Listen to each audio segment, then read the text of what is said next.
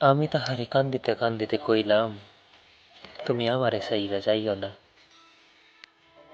সে ছিল নাছোড়বান্দা, তার শখ পূরণের জন্যই আমি আমার জীবনটা তাকে উৎসর্গ করিয়া দিলাম। দিন শেষে কি হইল জানো? সে আমারই ছাইড়াতে চইলা গেল। আমার জীবনের শখ আহ্লাদ সকল কিছু শেষ করিয়া আমি তাহার হাতে দিলাম তুলিয়া। সে সকল কিছু নিয়ে পালিয়ে গেল দূর অজানা কোনো দেশে। আমাকে রাখিয়ে দিয়ে গেল একদম একা একা করে।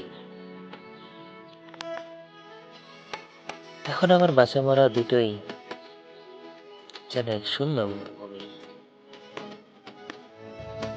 যেখানে দূর দূরান্তে তাকালেও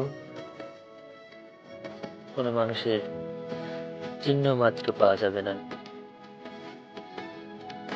অথচ সে যখন আমার নিকট ছিল, আমার হয়েছিল,